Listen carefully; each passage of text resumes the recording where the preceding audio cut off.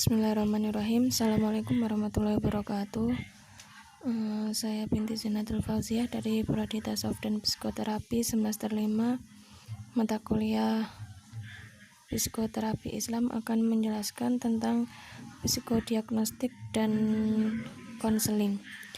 Psikodiagnostik adalah metode yang digunakan untuk menetapkan kelainan-kelainan psikis dengan bertujuan untuk mendapatkan pertolongan atau pengobatan dengan lebih cepat. Adapun metodenya yaitu yang pertama, metode ilmiah. Dalam metode ilmiah ini terdapat 5 macam metode yang dipakai pada pengumpulan data dalam lapangan psikologis atau penelitian ilmiah.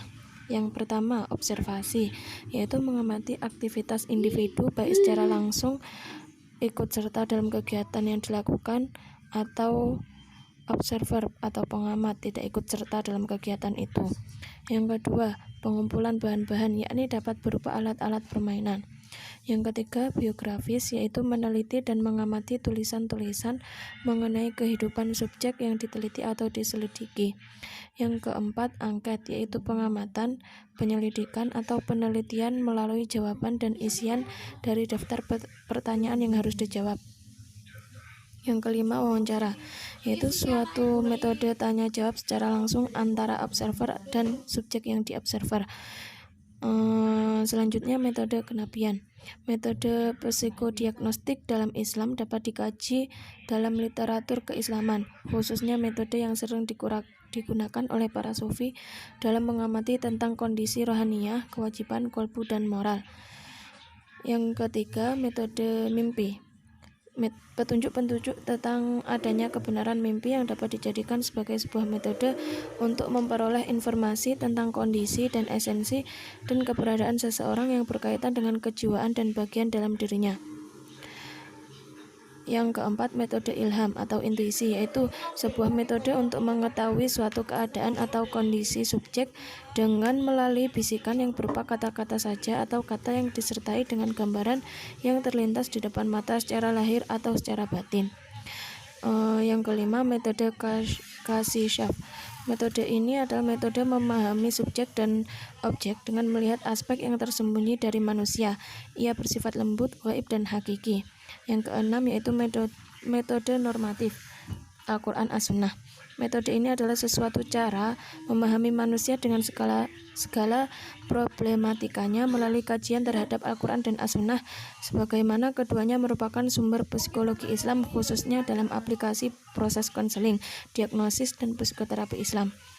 Adapun fungsi dan tujuan psikodiagnostik, yang pertama, tujuan psikodiagnostik ialah memberikan bantuan kepada individu yang mengalami kesulitan dalam persoalan. Yang kedua, memberikan bantuan penyembuhan terhadap gangguan kejiwaan. Adapun tujuan bimbingan konseling yaitu memiliki rasa kesadaran terhadap potensi diri dalam aspek belajar, memahami berbagai hambatan yang mungkin bisa terjadi dalam proses belajar yang dialami. Yang kedua, memiliki sifat yang positif dalam hal belajar seperti kebiasaan membaca buku dan lain-lain. Yang ketiga, memiliki semangat yang tinggi dalam hal belajar.